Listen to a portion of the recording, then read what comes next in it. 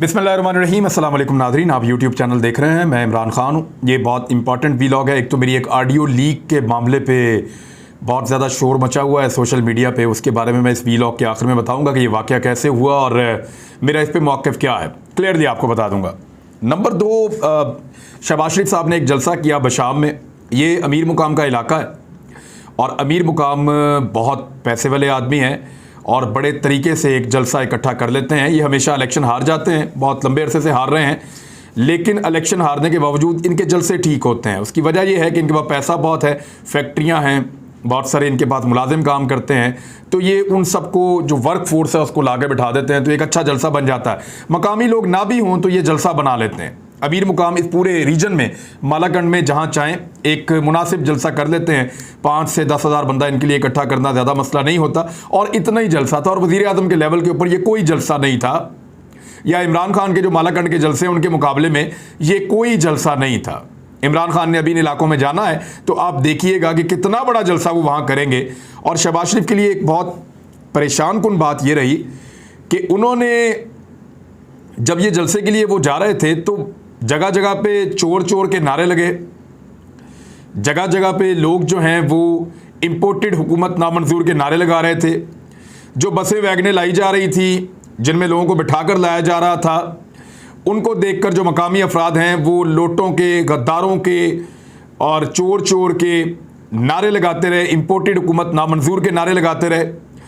2 जगह पे फायरिंग के वाक़यात भी हुए और ये फायरिंग करके लोगों को मुंतशिर करने की कोशिश की गई, क्योंकि लोग रास्ता रोक कर वहाँ पे नारेबाजी कर रहे थे। पाकिस्तान तहरीक इंसाफ के लोग या जो आम पाकिस्तानी हैं जिन्हें इम्पोर्टेड हुकूमत के आने के ऊपर गुस्सा है। तो एक तो बड़ी ज़िल्लत अमेज़ ये जलसे की सारी कार्रवाई रही शुरू से ही, और बड़ी अजीब सूरत का सामना करना पड़ा कि लोग उनको जलसा करने के लिए आने ही नहीं देना चाह रहे थे, और फिर ज़बरदस्ती वहाँ पे ताकत के इस्तेमाल से एक जलसा किया गया। और उस जलसे के नतीजे में लोग भी इतने बड़े नहीं थे, कोई इतना बड़ा जलसा नहीं था, लेकिन शहबाज शरीफ साहब के जुमले बड़े मज़ेदार थे। कुछ बातें उन्होंने बड़ी इंपॉर्टेंट की। जो भिखारी लफ्ज़ है वो उनका पीछा नहीं छोड़ रहा, क्योंकि उन्होंने कहा था कि बेगर्स आर नॉट चूजर्स, के भिखारी जो है उनकी कोई चॉइस नहीं होती। तो उन्होंने कहा मेहनत करके इस मुल्क का भिखारीपन ख़त्म करेंगे। तो आप ही की मेहनत है जिसने इस मुल्क को भिखारी बनाया है, क्योंकि 40-45 साल आपने और आपके ख़ानदान ने यहाँ पर हुकूमत की है, तो मुल्क भिखारी बन गया है। और आपकी कई नस्लें बैठ कर अगर नोटों के ऊपर भी खाना पका पका कर खाएं तो आपके पास इतने नोट हैं, अल्हम्दुलिल्लाह के नोट आपके ख़त्म नहीं हो सकते। अल्हम्दुलिल्लाह, क्योंकि आप लोगों का तकिया कलाम है, आप लोग बार बार कहते हैं। तो इतने नोट हैं आपके पास कि अगर आप उनको जलाएं और जला के उन पर खाना पकाएं तो आपकी कई नस्लें खाना खा सकती हैं। इतना आपने माशाल्लाह कमा लिया है जनाब। तो मुल्क भिखारी ज़रूर हो गया है, और भिखारीपन आप लोगों की वजह से है, आप जैसी रवायती पॉलिटिकल पार्टीज़ की हटदर्मी की वजह से है। तो उसका भिखारीपन ख़त्म करेंगे, आपने कहा, मेहनत से। और फिर सऊदी अरब के बारे में उन्होंने बड़े अच्छे अल्फाज बोले, हालांकि सऊदी अरब ने अपना $3 अरब वापस मांग लिया। अब जलसों में सऊदी अरब का तस्करा करके मिन्नत तरला कर रहे हैं कि सऊदी अरब हमसे पैसे वापस ना ले। पहले कौम से झूठ बोला, मीडिया को गलत बताया कि $8 अरब हम सऊदी अरब से लेकर आ रहे हैं मजीद। अब खबर यह आई है कि सऊदी अरब कह रहा है कि जनाब जो $3 अरब आपको दिए हुए हैं वो इमरान खान को तो हमने दिए हुए थे, आप हमें वापस कर दें। वो भी खुश नहीं है इनकी हुकूमत आने से। तो सूरत हाल यहाँ तक पहुँच गई है, या वो इनसे कुछ डिमांड्स पूरी करवाएंगे, इनसे कुछ मांगेंगे, कुछ करेंगे, और उसके बाद, और सऊदी अरब ने इनकी दुर्गत बनते हुए भी देख ली अपने मुल्क में। उनको पता चल गया, इनका सारा इंप्रेशन ही वहाँ ख़त्म हो गया है। उनको पता चल गया है कि ये तो अपने मुल्क में मकबूल ही नहीं है, ये तो अपने लोगों से छुपते फिरते हैं, इनके अपने लोग इनको गालम गलोच देते हैं। तो ये सूरत हाल मजीद एक्सपोज हो गई इनकी। इमरान खान साहब पर उन्होंने बहुत तनकीद की, अपनी बड़ी तारीफ़ें की जैसे वो करते हैं, और ये तस्लीम किया कि आटा जो है वो 1440 रुपये का मिल रहा है। तो अब अगर 1440 रुपये का वहाँ पे आटा मिल रहा है जहाँ पे आप जलसा करने गए हैं, तो you are the prime minister of Pakistan. थोड़ा अर्सा पहले तो नहीं मिल रहा था। सो अपनी जिम्मेदारियाँ कबूल कर रहे हैं। बिजली की कीमत बार बार बढ़ा रहे हैं, पेट्रोलियम मसनूआ की कीमतें बढ़ाने वाले हैं, डॉलर की कीमत बढ़ रही है, स्टॉक मार्केट बैठ रही है, अद्वियात की कीमत बढ़ चुकी है, घी महंगा हो चुका है, और बहुत सारी चीज़ें। और ये वज़ीर आज़म का मुख्तसर मामला था, लेकिन उन्होंने कल की बेइज्जती का बदला लिया है।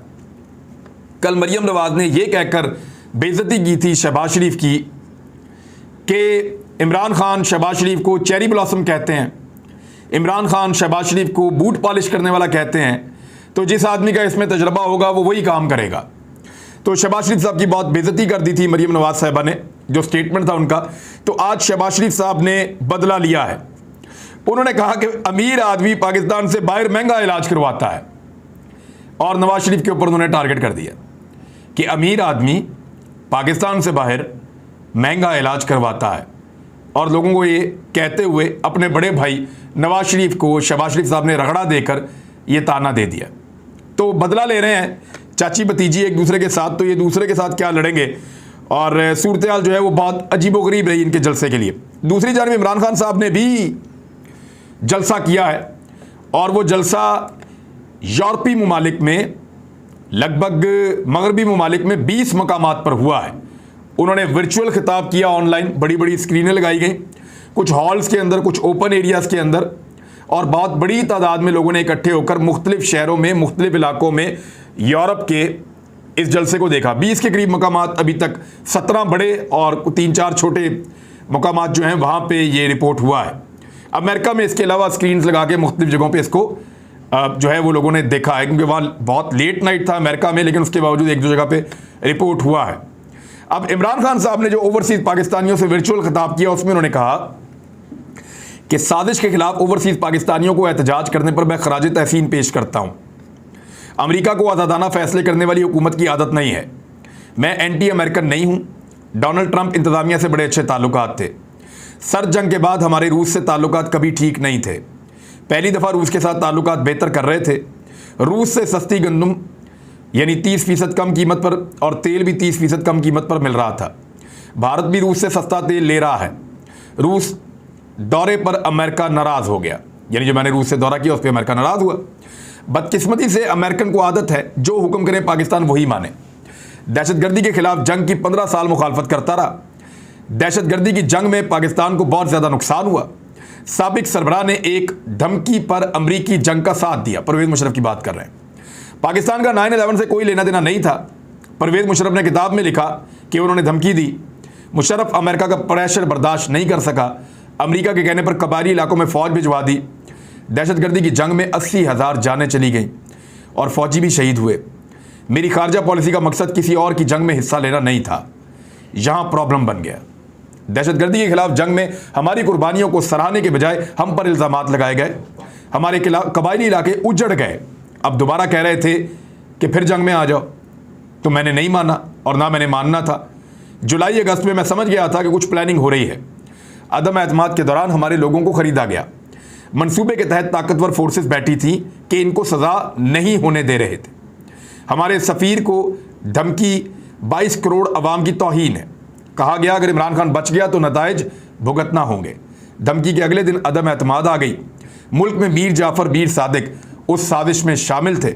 रात को 12 बजे अदालतें खुल गईं। हमारे हाथ बांध कर हमें हटा दिया गया। करप्ट तरीन माफिया को हमारे ऊपर मुसल्लत कर दिया गया है। शहबाज शरीफ के केसेस के बारे में बताया। बाप बेटा दोनों के ऊपर केसेस हैं। ओपन एंड शट केस है, सब जानते हैं। मरियम नवाज सजा याफ्ता है। 18 कत्ल करने वाला वजीर दाखिला है। मुल्क या फैक्ट्री को तबाह करना हो तो करप्ट लोगों के हवाले कर दें, और ये हमारी तौहीन है जिनको मुसल्लत किया गया है। हमने इक़्तिदार संभाला, तारीखी खसारा था। बैरून मुल्क जाकर मुझे हाथ फैलाने पड़े। इक़्तिदार के दूसरे साल कोरोना ने हिट किया। ये बातें करते अहलियत की हमने दुनिया में सबसे बेहतर पाकिस्तानियों को कोरोना से बचाया है।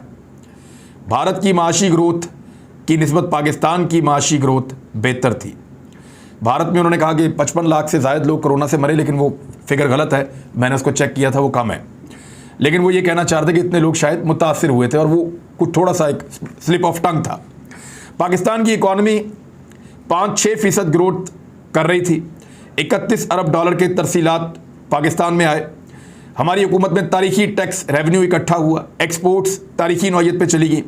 दिवालिया होने वाले मुल्क की इकॉनमी को हमने ठीक कर दिया। किसानों को पहली दफ़ा हमारी हुकूमत में बहुत बड़ा फ़ायदा हुआ। हमारी हुकूमत तब गिराई गई जब मुल्क उठना शुरू हुआ, तरक्की कर रहा था। ये भी साजिश थी। हमारी हुकूमत तमाम मुश्किल वक्त से निकल चुकी थी। अब लोगों को फ़ायदा देने का टाइम था। अपने मीडिया से पूछता हूँ, अब महंगाई किधर गई? हमारी हुकूमत से ज़्यादा महंगाई हो चुकी है और तारीखी महंगाई हो चुकी है। अब आवाम से महंगाई के बारे में क्यों नहीं पूछा जाता? आप माइक लेकर क्यों नहीं निकल जाते? लोगों से क्यों नहीं पूछते कि कहाँ है नया पाकिस्तान? हमारे दौर में तो पूछते थे कहाँ है नया पाकिस्तान। माइक लेकर जाते थे, लोगों से जाकर कहते थे। हमारी हुकूमत में थोड़ी सी महंगाई होती तो खबरें चलती थी। सिंध हाउस में नीलाम घर में पैसा चलाया गया। मौलाना फजलुर रहमान बिलावल के लॉन्ग मार्च हमारे खिलाफ नाकाम हुए थे। अमेरिका की तरफ से मिलने वाली धमकी को हमारे सफीर ने खुद कंफर्म किया है। अब सारा कुछ क्लियर हो गया है, हर चीज़ की तस्दीक हो गई है। ओवरसीज पाकिस्तानी बैरूनी ममालिक में साजिश के बारे में अपनी आवाज़ बुलंद करें। 20 मई के बाद इस्लामाबाद की कॉल दूंगा। पाकिस्तान की आवाम को इतना मुत्तहिद मैंने पहले कभी नहीं देखा। सारी कौम गुलामी के खिलाफ इंपोर्टेड हुकूमत नामंजूर पर मुत्तहिद हो चुकी है। पाकिस्तान में शब दुआ हो रही थी, हमें नहीं पता था मदीना में क्या हो रहा है। क्रिमिनल ने शेख रशीद के भतीजे के खिलाफ केस बनाया। ये जहां भी चले जाएं, 2 नारे हर जगह लगेंगे, गद्दार और चोर के नारे लोग इनके खिलाफ लगाएंगे। ये इमरान खान साहब थे। और पहली दफ़ा पाकिस्तान की तारीख में किसी लीडर ने पाकिस्तान में इस्लामाबाद में अपने घर में बैठकर यूरोप के 20 से ज़्यादा मुकामात के ऊपर पब्लिक गैदरिंग से खिताब किया है। मनाजिर मौजूद हैं, तस्वीर आप मेरे अकब में देख रहे थे। इतने बड़े पैमाने पर ऐसे खिताब इससे पहले पाकिस्तान में कोई लीडर कभी नहीं कर पाया। तो इमरान खान साहब की मकबूलियत का तूती बोल रहा है, अब ये सब जानते हैं, इसीलिए सारे के सारे इलेक्शन से भाग रहे हैं। पीका ऑर्डिनेंस जिसके ऊपर कुछ पॉलिटिकल पार्टीज बहुत ज़्यादा एतराज़ कर रही थी, वो ऑर्डिनेंस दोबारा लेकर आ गई है हुकूमत।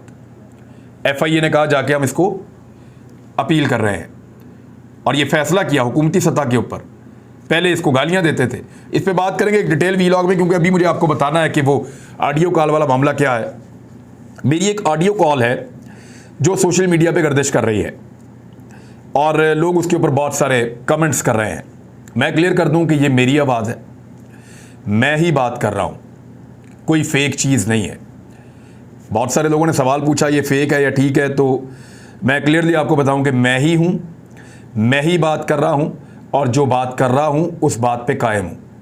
मैं अपनी किसी बात से फिर नहीं रहा। एक तो मैं आपको ये बताऊं कि ये मुकम्मल ऑडियो नहीं है, और इसकी रिकॉर्डिंग मेरे पास है भी नहीं पूरी ऑडियो की।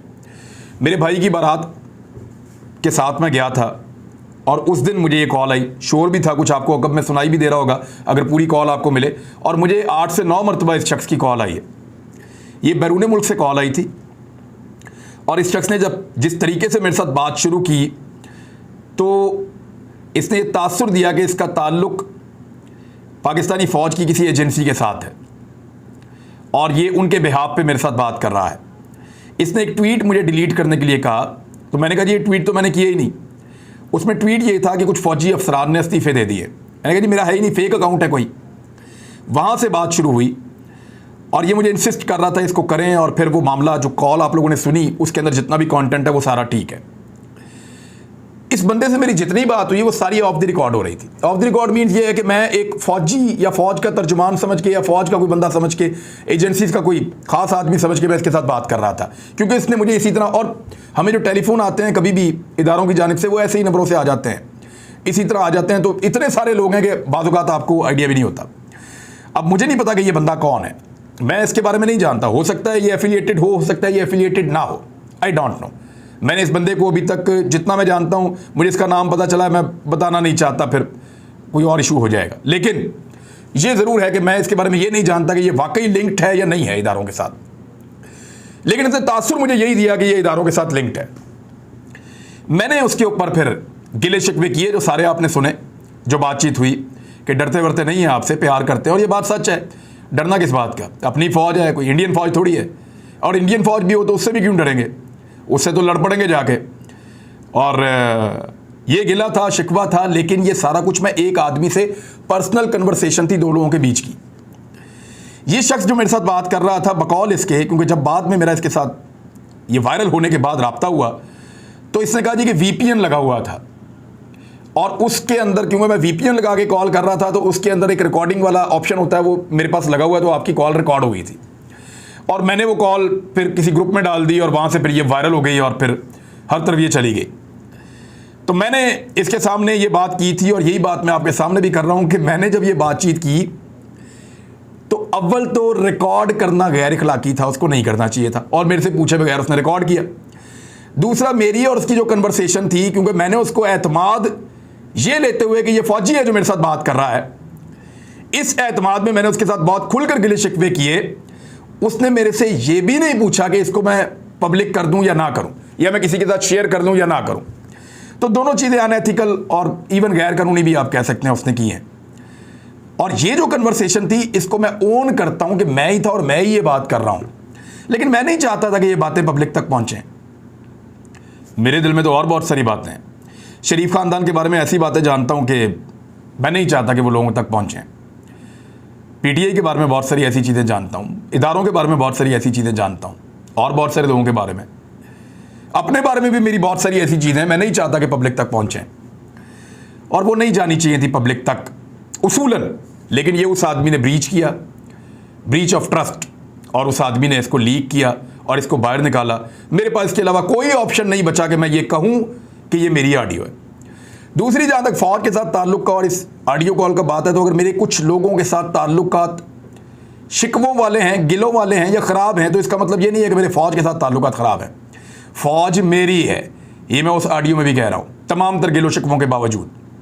आज भी अगर मेरी फौज मुझे कहेगी ना कि लाइन ऑफ कंट्रोल पे आ जाओ, या वर्किंग बाउंड्री पे आ जाओ, या पाकिस्तान के किसी बॉर्डर पे, अफगान बॉर्डर पे आ जाओ, कहीं भी आ जाओ, या किसी ऑपरेशन ज़्यादा इलाके में आ जाओ, आपकी ज़रूरत है, कवरेज करनी है, कोई काम करना है, 1 मिनट नहीं लगाऊंगा फैसला करने में।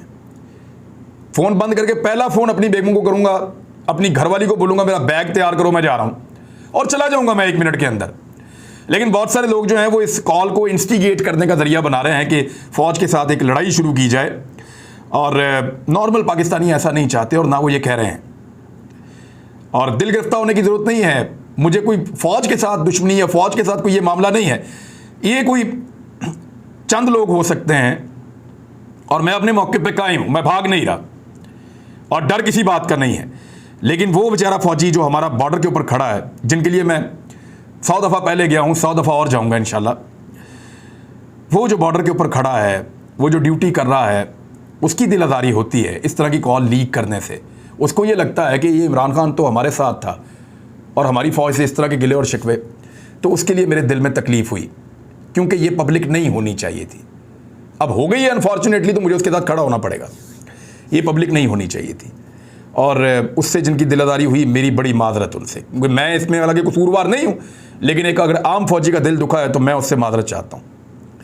हालांकि मैं इसके लिए 1% भी कसूरवार नहीं हूँ। जो कुछ हुआ वो मेरे साथ ही हुआ है, पहले भी शिकवा मैंने किया, और जो बाद में हुआ मेरे साथ उसको लीक करके वो भी मेरे साथ हुआ है। कल से लोग मुझे बार बार फ़ोन कर रहे हैं, मैसेजेस कर रहे हैं, पूछ रहे हैं।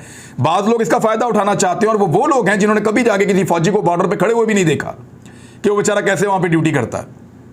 अनफॉर्चुनेट है, बदकिस्मती है, लेकिन मेरी फ़ौज थी कल भी, आज भी मेरी फ़ौज है। मैं इस फ़ौज को कल की तरह ओन करता हूँ, और उम्मीद करता हूँ कि फ़ौज भी मुझे वैसे ही ओन करती होगी। ये बीच में इस तरह के जो वाक़यात हो जाते हैं, या अगर कोई किसी चीज़ से मुझे मना करता है, तो बोलूँगा तो वैसे ही मैं जैसे मैं बोलता हूँ। ना आज तक मैं किसी के कहने पर रुका हूँ, तो ना आइंदा रुकूँगा। और ये इस बात का सबूत है, ये कॉल जिसने भी बाहर निकाली गलत किया उसने, लेकिन प्रेशर हो भी तो मैं वही कहूँगा जो मुझे कहना है। अब तक के लिए इतने, अपना ख्याल रखिएगा, अपने इस चैनल का भी। अल्लाह हाफ़िज़।